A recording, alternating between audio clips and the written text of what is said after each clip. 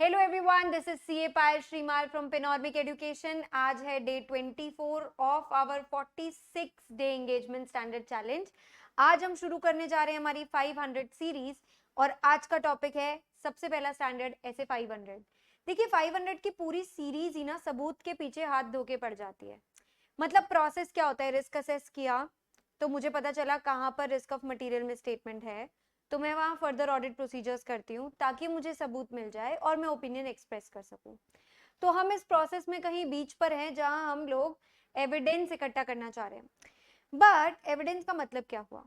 Evidence का मतलब वो इंफॉर्मेशन जो ऑडिटर यूज कर रहा है अपने कंक्लूजन या ओपिनियन तक पहुंचने के लिए।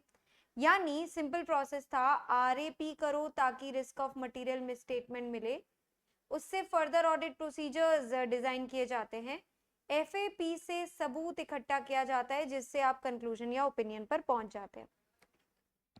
तो ये इंफॉर्मेशन मिलती कहां से है? क्या ये हमेशा किताबों के अंदर से होती है? आधी बार। बाकी बार ये दूसरे सोर्सेस से भी मिल जाती है, जैसे मीटिंग के मिनट्स, बाहर वालों को कॉल करके रिटन कंफर्मेशंस मंगाकर, इंटरनल कंट्रोल मैनुअल्स पढ़कर, कई जगहों से हमें हमारा सबूत इकट्ठा हो सकता है। अब इस पूरे स्टैंडर्ड का स्कोप एंड ऑब्जेक्टिव यही है कि हमें डिजाइन करके ऑडिट प्रोसीजर्स करने हैं, सबूत इकट्ठा करके कंक्लूजन ओपिनियन पर पहुंचना है। ध्यान से समझिए कि इसके लिए अभी मैंने जस्ट आपको जो प्रोसीजर्स बताए वही ये लोग बताते हैं कि ऑडिट प्रोसीजर्स दो प्रकार के होते हैं। एक रिस्क असेसमेंट, जिससे हम ये पता लगाते हैं कि कहां पर फाइनेंशियल स्टेटमेंट्स में गड़बड़ होने की ज्यादा चांसेस है, कहां पर मटेरियल मिसस्टेटमेंट मिलेंगे, और वहीं पर हम लोग अपने सारे ऑडिट प्रोसीजर्स कंसंट्रेट कर देते हैं। ऑडिट प्रोसीजर्स आपके अलग अलग टाइप के हैं। टेस्ट ऑफ कंट्रोल्स में आप देखते हैं कंट्रोल्स ढंग से चल रहे हैं कि नहीं, इंटरनल कंट्रोल्स लगे हुए हैं कि नहीं एंटिटी में। दूसरा आपका सब्सटैंटिव प्रोसीजर्स आता है जिसमें आप बारीक बारीक डिटेल सबूत इकट्ठा करने की कोशिश करते हैं, जिसमें अपन 520 वाला एनालिटिकल प्रोसीजर्स लगाते हैं जो अभी हम लोग 2 दिन बाद करने वाले हैं। एनालिटिक्स में हम कंपैरिजंस करते हैं, दो ट्रांजैक्शंस का आपस में रेशियोज निकालते हैं। All about it I will teach you there. Test of detail में तो हम बिल से बिल मिलाते हैं, एक एक अमाउंट की मैचिंग करते हैं। तो ये अलग अलग प्रकार के ऑडिट प्रोसीजर्स करते हैं, और ऑडिट प्रोसीजर एक्चुअली डिपेंड करता है कि इंफॉर्मेशन केवल ई फॉर्म में अवेलेबल है या कब अवेलेबल है, उस पर भी मेरे प्रोसीजर्स निर्भर करेंगे। जो भी मैं प्रोसीजर्स कर रही हूँ वो यूज करके मुझे ऑडिट एविडेंस पर पहुंचना है। और ऑडिट एविडेंस ऐसा वैसा नहीं दोस्तों, सफिशिएंट अप्रोप्रिएट ऑडिट एविडेंस। मतलब हमारा ऑडिट एविडेंस कैसा हो, सफिशिएंट भी हो और अप्रोप्रिएट भी हो। सफिशिएंट का सारा लेना देना क्वांटिटी से है दोस्तों, ज्यादा मात्रा में। तो देखो, अगर रिस्क ज्यादा होता है तो ज्यादा मात्रा में सबूत भी चाहिएगा, पर अगर सबूत की अप्रोप्रिएटनेस यानी क्वालिटी अच्छी हो तो कम में भी हमारा काम हो जाएगा। अच्छा सबूत होना चाहिए। यानी अगर मैं अप्रोप्रिएटनेस की बात करूं तो क्वालिटी की बात करता है अप्रोप्रिएटनेस। क्वालिटी किसी सबूत की कब अच्छी होती है? जब रिलेवेंट सबूत मिले, लॉजिकल कनेक्शन होना चाहिए। एंड रिलायबिलिटी कब होती है? रिलायबिलिटी इन केसेस में ज्यादा होती है दोस्तों। जब भी ऑर्गेनाइजेशन के बाहर से सबूत मिला वो हमेशा अंदरूनी सबूत से ज्यादा रिलायबल होता है। अंदर वाले तो झूठे हैं, झूठ भी बोल सकते हैं। जब जब मेरे कंट्रोल्स की प्रिपरेशन, जब जब मेरी उस डेटा या उस इंफॉर्मेशन के ऊपर कंट्रोल्स ढंग से लगे हुए हैं, भले ही अंदर बने हुए दो डेटा हैं, यानी मैंने ही फिक्स्ड एसेट रजिस्टर बनाया, मैंने ही रिकंसिलिएशन बनाया, लेकिन इन दोनों में मैंने फिक्स्ड एसेट रजिस्टर पे तो कंट्रोल्स लगाए थे, रेकंसिलिएशन पे नहीं लगाए थे। तो फिक्स्ड एसेट रजिस्टर पे ज्यादा भरोसा करेगा ऑडिटर, रेकंसिलिएशन पे नहीं करेगा। जब ऑडिटर को डायरेक्टली कोई सबूत मिले वो ज्यादा विश्वास करेगा। डॉक्यूमेंट्री रिटन मिलेगा तो ऑब्वियसली ओरल से ज्यादा भरोसा रिटन डॉक्यूमेंट पर होता है, और ओरिजिनल पे ज्यादा भरोसा होता है फोटोकॉपी के मुकाबले। तो दीज आर जनरलाइजेशंस जो बताते हैं कि ऑडिट की एविडेंस की क्वालिटी इन केसेस में बढ़ जाती है। अब मैं आपको सबूत इकट्ठा करने के अलग अलग मेथड सिखाती हूँ। सबसे पहला मेथड होता है इंस्पेक्ट करना, जो आप दो चीजों का करोगे, या तो किताबों का इंस्पेक्शन करोगे या फिर एसेट का फिजिकल एग्जामिनेशन आप कर लेंगे। दूसरा मेथड होता है ऑब्जर्व करना, किसी चीज को होते हुए ऑडिटर जब देखता है, दैट प्रोसेस इज ऑब्जर्वेशन। तो नॉर्मली इन्वेंट्री काउंटिंग हो रही होती है, हम उसको ऑब्जर्व कर लेते हैं। तीसरी चीज होती है एक्सटर्नल कंफर्मेशन। तो एक्सटर्नल कंफर्मेशन में क्या करना होता है ना, डेटर्स हो गए, क्रेडिटर्स हो गए, बैंकर्स हो गए, इनसे लिखित रूप से आप कोई भी कंफर्मेशन मांगते हो, चाहे वो अमाउंट का हो सकता है, किसी टर्म्स एंड कंडीशन का हो सकता है, हम लोग जस्ट वो देखेंगे, external confirmation. Then recalculation. Recalculation क्या हुआ, recalculation is basically mathematical accuracy check करनी है। कोई चीज जो ऑलरेडी कैलकुलेटेड है, डेप्री वगैरह, ऑडिटर खुद से दोबारा कैलकुलेट कर रहा है, दैट इज रिकैलकुलेशन। और रीपरफॉर्मेंस कुछ वैसा ही होता है, एंटिटी ने ऑलरेडी अपने कंट्रोल में कुछ परफॉर्म करके देख लिया है, ऑडिटर खुद से इंडिपेंडेंट एग्जीक्यूशन उस इंटरनल कंट्रोल का दोबारा करके देखेगा कि क्या वो कंट्रोल इफेक्टिव है कि नहीं। फिर बच्चों एनालिटिकल प्रोसीजर्स मैंने आपको जस्ट बताया कि हम लोग अभी आज 500 से चालू किए हैं, 501, 505, 510 के बाद इसका नंबर आने वाला है 520 का, जहां पे हम लोग डिटेल में डिस्कस करेंगे कि एनालिटिकल प्रोसीजर्स क्या होते हैं। मोस्टली तो ये एक फाइनेंशियल और नॉन फाइनेंशियल डेटा के बीच का रिश्ता निकालता है, जैसे कि नंबर ऑफ एम्प्लॉइज कितने हैं और ऑन एन एवरेज कितनी सैलरी उनको मिलती है, इसको मल्टीप्लाई करके मैं एक अनुमान लगा लेती हूँ कि कितना ज्यादा सैलरी में दिखना चाहिए पीएनएल के, और मैं एम्प्लॉय बेनिफिट एक्सपेंस यानी सैलरी अकाउंट को उससे मैच कर लेती हूँ। तो एनालिटिक्स भी मेरा एक ऑडिट का मेथड हो गया। आखिरी मेथड और सबसे इंपॉर्टेंट मेथड इज इंक्वायरी। पता है क्यों? क्योंकि ये है सस्ती मस्ती, सस्ता सुंदर टिकाऊ, सबसे ज्यादा फास्ट होने वाला, सबसे ज्यादा इजी होने वाला मेथड है ये कहता है ऑडिटर को घुस जाना चाहिए एंटिटी के अंदर और राह चलते मैनेजमेंट से, आपके इन हाउस काउंसिल से, एम्प्लॉय से, आईटी पर्सनल से, इंटरनल ऑडिटर से, सबसे बातचीत करते रहने चाहिए, सवाल पूछते रहने चाहिए। इंक्वायरी नॉलेजेबल लोगों से सवाल पूछना होता है, चाहे वो ऑर्गेनाइजेशन के अंदर के लोग हो या बाहर के। इसमें आपका सवाल रुपए वाली चीजों यानी अमाउंट वाली चीजों से रिलेटेड भी हो सकता है और नॉन फाइनेंशियल डेटा भी हो सकता है, कि जैसे आप पूछ रहे हैं कितने एम्प्लॉइज यहाँ काम करते हैं। इसे थ्रू आउट ऑडिट बहुत ज्यादा इस्तेमाल किया जाता है और ये दो प्रकार की होती है। प्रॉपर रिटन वे में हम किसी से मांग रहे हैं रिटन रिप्रेजेंटेशन, वो भी हो सकती है, या इनफॉर्मल ओरल इंक्वायरी भी हो सकती है, जिसके लिए बाद में आप रिटन रिप्रेजेंटेशन मंगा लोगे। अब जो भी आपका सवाल है उसका जवाब आ गया, अगर आपने वहीं पर छोड़ दिया तो दैट इज अ वेस्ट। हमेशा इंक्वायरी का सबसे इंटीग्रल पार्ट होता है उसके रिस्पॉन्सेस को इवैल्यूएट करना। आपको तीन प्रकार की चीजें मिल सकती है, या तो कोई इंफॉर्मेशन जो आपके पास पहले से नहीं थी यानी समथिंग न्यू, या फिर आपके पास कोई इंफॉर्मेशन थी उसको करेक्ट करते हुए या फिर रादर उसको कंफर्म करते हुए कोरॉबरेटिव एविडेंस आपको मिल गया। लेकिन मजा तो तब आता है जब आपको इंक्वायरी से कुछ ऐसा पता चले which is significantly different from what you already knew, और इसकी वजह से शायद आपको अपने ऑडिट प्रोसीजर्स आगे के या अपनी रिपोर्ट तक बदलने की नौबत आ सकती है। अब इंक्वायरी कितना ज्यादा हेल्प करता है आपको, एक एग्जांपल उसका मैं लेते हुए बताती हूँ। जैसे मैनेजमेंट इंटेंट के रिलेटेड, सपोज मैनेजमेंट ने कह दिया कि मेरे पास में एक इन्वेस्टमेंट पड़ी है या एक सब्सिडियरी है, हम सोच रहे हैं कि हम उसको अभी तुरंत बेच देंगे, अवेलेबल फॉर सेल कर दो, इन्वेस्टमेंट्स की रिकॉर्डिंग अवेलेबल फॉर सेल में कर दो।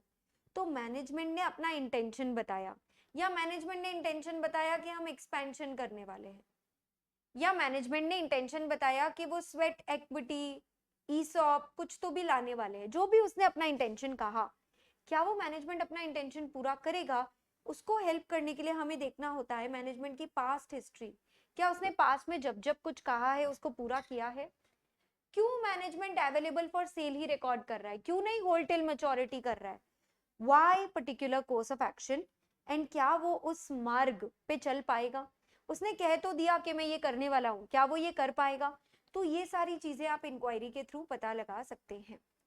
याद रखिएगा, इंक्वायरी सिर्फ ऑडिट एविडेंस देती है, कभी भी सफिशिएंट अप्रोप्रिएट ऑडिट एविडेंस नहीं दे सकती, रिटन रिप्रेजेंटेशन भी, क्योंकि मैनेजमेंट ने अपने मुंह से ही कुछ कह दिया, उस पर हमें पूरा विश्वास कैसे हो सकता है? डन।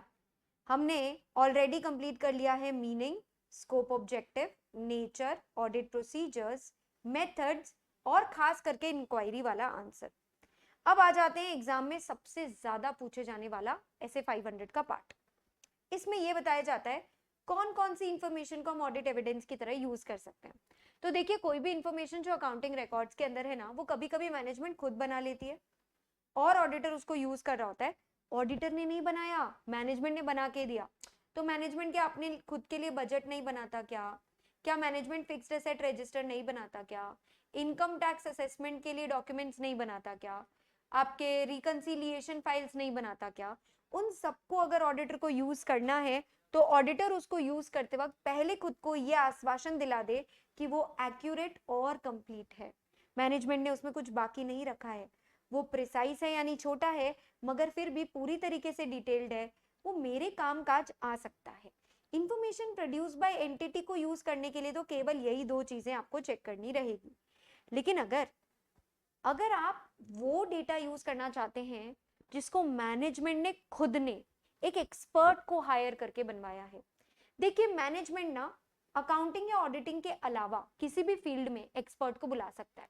जैसे अपन ESOP वाले सम्स करते हैं, हमें रियलाइज होता है कि हर साल कुछ नंबर ऑफ एम्प्लॉइज कंपनी छोड़कर चले जाएंगे, तो उसकी गिनती कौन लगाता है? Actuarial valuation officer. इसके अलावा खोदे हुए हैं जमीन के अंदर में और हमें पता लगाना है तेल कितना है अंदर, तो वो थोड़ी ना मैनेजमेंट खुद से कर पाएगा। या फिर हमने माइनिंग कर रखी है और हमें साइट रिस्टोर करानी है, क्योंकि फ्यूचर में हम लोगों को उसको साइट रिस्टोरेशन कॉस्ट जो लगने वाले हैं उसकी प्रेजेंट वैल्यू आज भी दिखानी पड़ेगी। एनवायरमेंटल लाइबिलिटीज हो गई, ये कितना सारा ऐसा डेटा होता है जो मैनेजमेंट खुद नहीं पता लगा सकता, तो वो एक्सपर्ट को हायर करता है। जब जब मैनेजमेंट ने एक्सपर्ट को हायर किया, ऑडिटर को 3 स्टेप्स में पहले चेक कर लेना पड़ता है कि क्या उसका काम ढंग का है कि नहीं, क्योंकि मैं वो डेटा यूज करने वाली हूँ। तो as an auditor I should check उस एक्सपर्ट का सामर्थ्य, कैपेबिलिटी एंड ऑब्जेक्टिविटी। देखो, कॉम्पिटेंस तो ये बताता है कि क्या उसे उसका काम आता है कि नहीं, कैपेबिलिटी बताता है क्या वो अपना काम कर पाएगा कि नहीं, और ऑब्जेक्टिविटी बताता है कि क्या वो मैनेजमेंट के पैरों के नीचे तो नहीं दबा, अपने आप में इंडिपेंडेंट तो है। आपको अगर ये सब चीजों का पता लगाना है तो आप अपना पुराना एक्सपीरियंस उसके साथ कैसा रहा, उस एक्सपर्ट से बातें करके, किसी और से बातें करके जिसने उस एक्सपर्ट का काम यूज लिया हुआ है, उसकी क्वालिफिकेशंस, मेंबरशिप या दूसरे रिकॉग्निशंस जो उसको मिले हुए हैं, उसके द्वारा लिखी गई किताबें, या फिर आप अपना खुद का एक्सपर्ट उसके सामने लाकर खड़ा कर सकते हैं और ये सारी चीजों को यूज करके आप उसकी CCO, कॉम्पिटेंस, कैपेबिलिटी, ऑब्जेक्टिविटी का पता लगा सकते हैं। स्टेप नंबर 2, मान लेते हैं कि भाई जो बंदा है वो तगड़ा है, CCO तीनों उसमें कूट कूट कर भरा है, पर फिर भी ऑडिटर को ये देखना पड़ेगा कि जो उसने काम किया है और क्या उसका काम अप्रोप्रिएट है कि नहीं, मतलब दोनों चीजें मुझे चेक करनी है। I want to obtain an understanding of what work this guy has done and also कि क्या उसका काम मेरे लिए अप्रोप्रिएट है कि नहीं। तो उसके काम की अंडरस्टैंडिंग लेने के लिए सबसे पहले तो मैं देखूंगी वो किस एरिया का एक्सपर्ट है, उसको कौन कौन से स्टैंडर्ड्स का पालन लग रहा है, कौन कौन से कानून लग रहे हैं, उसने सोर्स डेटा क्या लिया है, उस पर क्या मेथड और क्या अजम्पशन यूज करके अपना कंक्लूजन दिया है।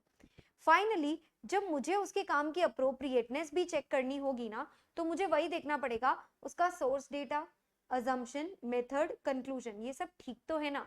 अब ठीक के लिए अलग अलग वर्ड यूज होते हैं, relevant, reasonable, consistent, complete, accurate. अब देखो, पूरा और एक्यूरेट तो सिर्फ डेटा के लिए यूज हो सकता है, और रिलेवेंट ही सोर्स डेटा यूज करो आप, यानी रिलेवेंट, कंप्लीट और एक्यूरेट सोर्स डेटा लो, उस पर जो अजम्पशन और मेथड लगाओगे वो रीजनेबल और रिलेवेंट होने चाहिए, और फाइंडिंग और कंक्लूजन पे जिस पे पहुंचोगे वो भी रीजनेबल, रिलेवेंट और साथ साथ कंसिस्टेंट होने चाहिए दूसरे सबूत जो ऑडिटर को मिले हैं उससे।